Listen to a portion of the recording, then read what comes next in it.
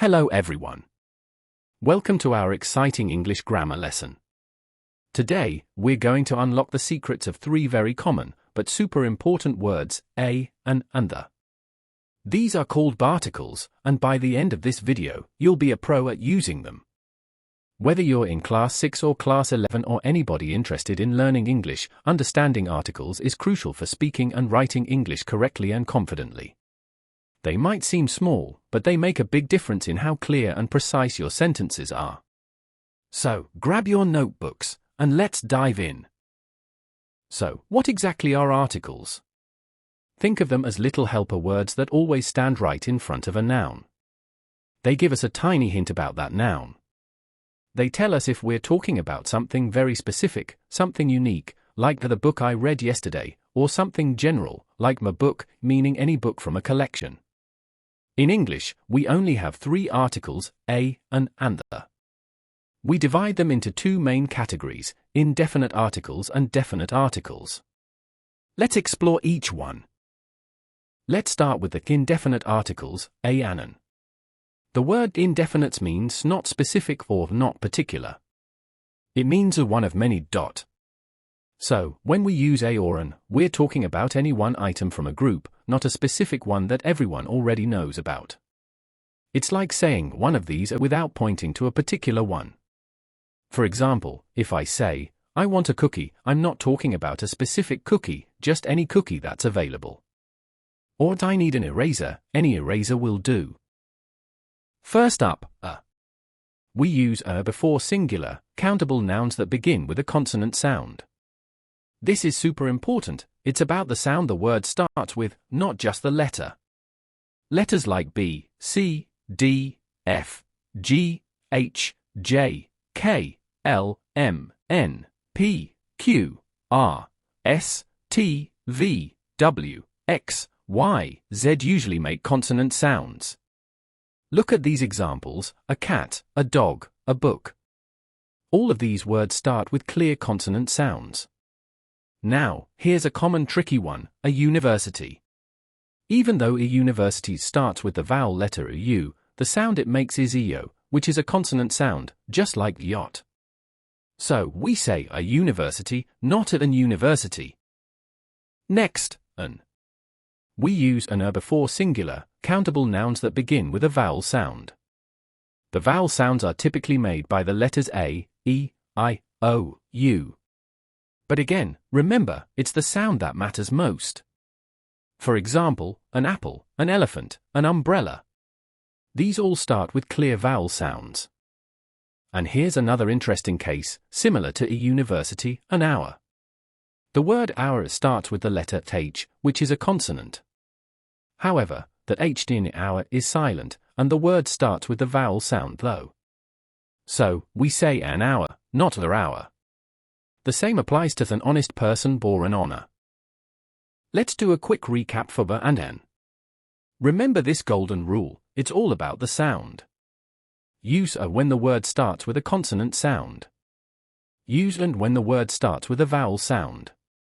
Ready for a mini challenge? Look at the blanks and decide if it's the or an. Try to say the answer out loud before I reveal it. Okay, let's check. First, a car because car starts with a C, a consonant sound. Next, an orange because orange starts with an O, a vowel sound. Then, an honest man because that H in honest is silent, and it starts with an O, a vowel sound. And finally, a European country because a European starts with a EO sound, which is a consonant sound. How did you do? Now, let's move on to our powerful definite article the. The word definite means specific or particular. So, when we use the, we are talking about something very specific, something that the listener or reader already knows about, or something that is unique and easily identifiable. It's like pointing at something unique, or something that has already been mentioned, or something that is clearly understood in the context. They can be used with both singular and plural nouns, unlike a and an. One of the most common uses of the is when we're talking about a noun that has already been mentioned, or is clearly understood by both the speaker and the listener because of the context. Think of it like this, if I first say, I saw a dog, it could be any dog. But if I then say, the dog was barking loudly, you know I'm talking about the same specific dog I just mentioned. It's now identified. Another great example, if you're in a room with only one door, and I say, please close the door, you immediately know which door I'm referring to, because it's the only one, and it's specific in that context. We also use the when we're talking about something that is unique, or there's only one of its kind in the entire world or in a particular context. For instance, there's only one sun in our solar system, so we say the sun. Only one moon orbiting Earth, so the moon. And our planet is the Earth. Similarly, for unique positions or titles, we use the president, the prime minister, the CEO of a company. These are unique roles at a given time. When we use superlative adjectives, those that show the highest degree of equality, like tallest, biggest, most beautiful, least expensive, we always use the before them. For example, he is the tallest boy in the class. This is the most interesting movie I've ever seen. We also use the with ordinal numbers. These are numbers that show order or position, like first, second, third, fourth, and so on. For example, she was the first student to finish the race. This is the second time I visited this historical monument. While the and an are strictly for singular nouns, the is flexible and can be used with both singular and plural nouns. When we use the with a plural noun, it means we're talking about a specific group or subset of those nouns, not all of them generally. For instance, if I say, I like books, it means I generally enjoy reading any books. But if I say, I like the books on that shelf, I'm talking about a particular, specific set of books that are on that shelf. Another example, children need love. Here, we mean all children generally. But if I say, the children in our class are very smart, I'm referring to a specific group, the children who are part of our particular class. We use the before certain categories of geographical names. These include rivers, like the Ganga, the Nile, the Amazon, oceans and seas, like the Pacific Ocean, the Arabian Sea, mountain ranges, like the Himalayas, the Alps, deserts, like the Sahara Desert, and groups of islands, like the Philippines, the West Indies. We also use the before countries that are collections of states or islands, or have words like republic or kingdom in their names, such as the United States, the United Kingdom, the Republic of India. However, we generally don't use the before single mountains, like a Mount Everest, single lakes, like a Lake Superior, or most individual countries, like India, France, Japan. This is a common point of confusion, so pay attention. Just as important as knowing when to use articles is knowing when not to use them. This is called the zero article, meaning no article is needed. We don't use articles before plural countable nouns when we're talking about them in a general sense. For example, dogs are loyal animals, we mean all dogs, not specific ones. Similarly, students learn quickly. We also omit articles before uncountable nouns when we talk about them generally. Water is essential for life, love is a powerful emotion, information is key. Furthermore, we generally don't use articles before most proper nouns, these are specific names. For example, names of people, my friend is John, cities, she lives in Mumbai, most individual countries, I went to France, or specific days or months, Tuesday is my favorite day, my birthday is in August.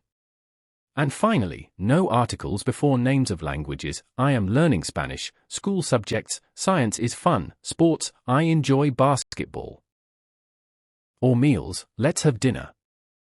Let's quickly look at some common mistakes students make with articles and how to avoid them.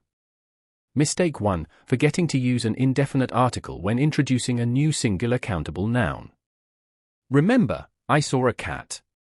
The cat was white. You need it for the first mention.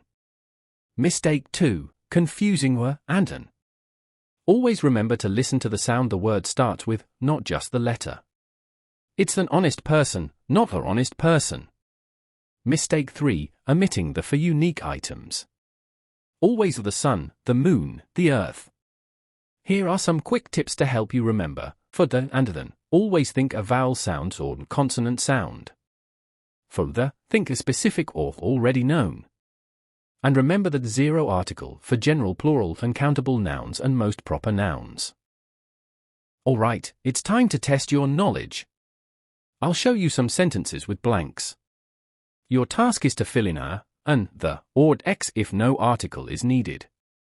Pause the video if you need more time, and then play to check your answers.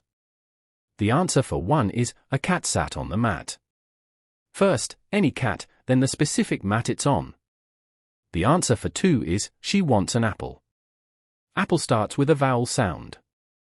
The answer for 3 is, Mount Everest is the highest mountain. Mount Everest is a proper noun, but highest is a superlative. The answer for 4 is, do you like music? Music is a general and countable noun here. The answer for 5 is, he is an honest boy. Honest starts with a vowel sound. The answer for 6 is, the children are playing in the park. Specific children, specific park. How did you do? Give yourself a pat on the back for every correct answer. Fantastic! You've now learned the core rules of English articles, a, an, and the, and even when not to use them. You've taken a huge step towards clearer and more confident English. Remember, mastering articles takes consistent practice. The more you read English books, listen to English conversations, and actively speak and write in English, the more natural and intuitive their usage will become. Keep practicing, keep learning, and you'll be using articles perfectly in no time. If you found this video helpful, please give it a big thumbs up, share it with your friends who are also learning English, and don't forget to subscribe to our channel for more exciting grammar lessons and tips. Thank you for watching, and I'll see you in the next video. Prepared by K. Rajendra Prasad.